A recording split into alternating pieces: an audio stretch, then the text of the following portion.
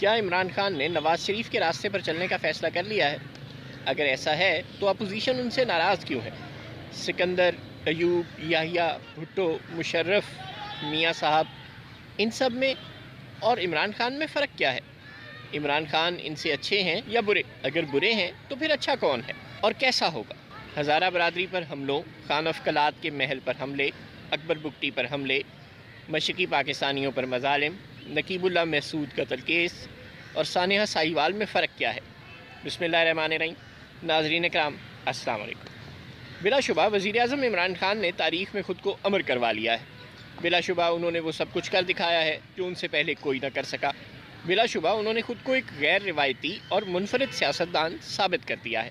بلا شبہ انہوں نے کمال کر دیا ہے اور پاکستان کے دہائیوں پرانے طرز سیاست کو یکسر بدل کر رکھ دیا ہے، اور ان کا یہ اقدام پاکستان کی سیاسی تاریخ میں دیر تک یاد رکھا جائے گا۔ انہوں نے پاکستان میں مدتوں سے رائج منافقانہ طرز حکمرانی کا یکسر خاتمہ کر دیا ہے۔ عمران خان نے وہ سب کچھ کھلے عام علل اعلان کہنا شروع کر دیا ہے جو ان سے پہلے بھی ہر حکمران کی جانب سے کیا تو جاتا تھا مگر مانا نہیں جاتا تھا۔ پاکستان میں ظالم ہمیشہ سے آزاد، خود مختار اور طاقتور تھے اور مظلوم بے آسرا تھے، لیکن اس حقیقت کا اعتراف کوئی حکمران نہیں کرتا تھا۔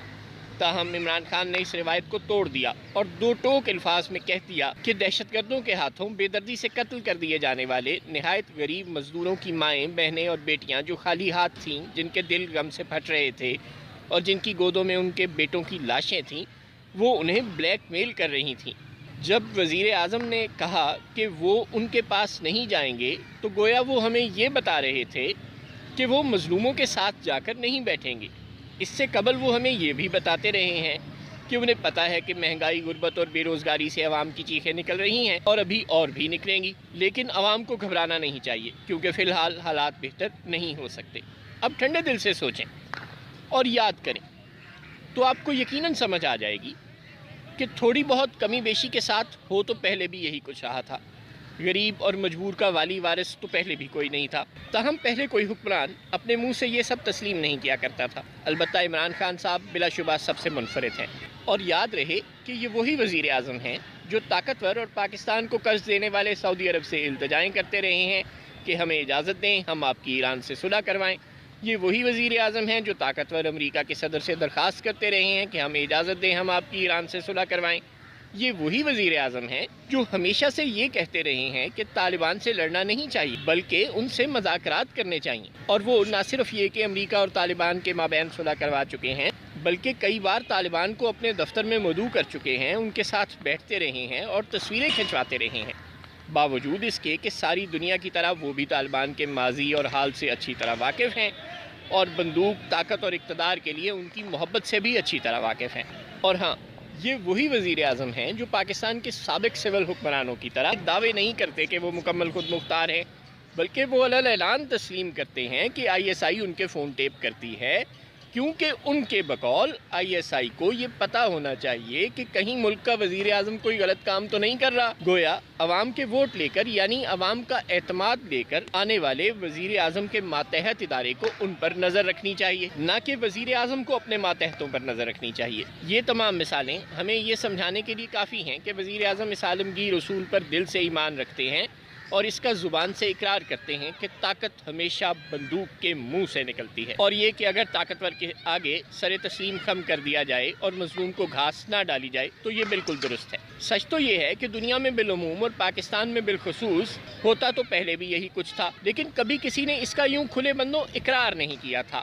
تاہم جناب عمران خان نے شرم کا یہ بت پاش پاش کر دیا ہے اور خود کو بت شکن ثابت کر دیا ہے۔ اب اگر ہم چند لمحے رک کر سوچیں اور یاد کریں کہ جب بنگالی غریب، تہی دست اور بے اختیار تھے تو ہم نے انہیں کچلنے کے لیے فوج بھیج دی تھی، اور جب بھارت نے ہم پر حملہ کر دیا تو ہم نے ہتھیار ڈال دیے۔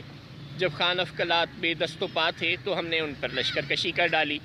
جب نواب اکبر بگٹی غار میں محسود تھے تو ہم نے ان پر میزائل برسا دیے۔ نقیب اللہ محسود کے قاتل کو ہم نے باعزت بری کر دیا۔ سانحہ ساہیوال کے قاتلوں کو ہم نے باعزت بری کر دیا۔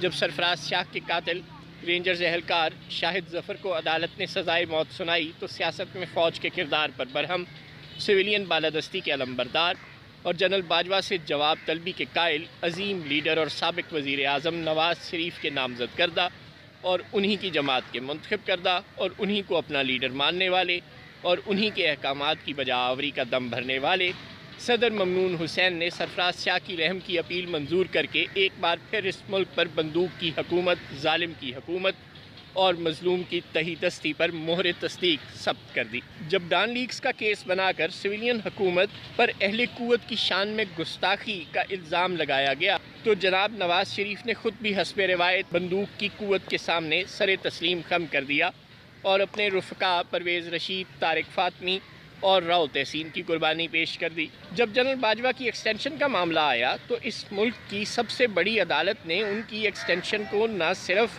جائز قرار دیا بلکہ آئندہ کے لیے بھی ایسی ایکسٹینشنز کی راہ ہموار کرنے کے لیے پارلیمان کو ترغیب دے ڈالی۔ اس پر ترا یہ کہ نواز لیگ اور پی پی پی سمیت تمام سیاسی جماعتوں نے ایک بار پھر اس ترمیم کے حق میں ووٹ دے کر بندوق کے سامنے جمہور کا سر خم ہونے کا عملی مظاہرہ کر ڈالا۔ اب جناب عمران خان نے بھی اپنے انہی تمام پیش روؤں کی سنت پر عمل کیا ہے اور اپنے ہر عمل سے یہی بتایا ہے کہ وہ بھی ظالم کے ساتھ ہیں اور مظلوم کے خلاف ہے۔ تو پھر آخر ملک میں اتنا شور کیوں؟ شور صرف اس لیے ہے کہ ماضی کے حکمران بات مظلوم کی کرتے تھے اور ساتھ ظالم کا دیتے تھے، جبکہ جناب عمران خان نے اس روایت کو توڑ دیا ہے اور منافقت کو ایوان اقتدار سے نکال باہر کیا ہے اور ٹھونک بجا کر اعلان کر دیا ہے کہ وہ صرف اپنے عمل ہی سے نہیں بلکہ قول سے بھی ظالم ہی کا ساتھ دیں گے اور مظلوم ہی کو برا بھلا کہیں گے، منافقت نہیں کریں گے۔ چنانچہ جس بات کو سمجھنے کی ضرورت ہے وہ صرف اتنی ہے کہ ہمیں ایسے لوگوں کو اپنا لیڈر بنانا چاہیے جو انسان کو انسان سمجھتے ہوں، انسانی حقوق کو سب سے معتبر سمجھتے ہوں اور ہمیشہ مظلوم کے ساتھ کھڑے ہوں اور ہمیشہ ظالم کے خلاف کھڑے ہوں۔ السلام علیکم۔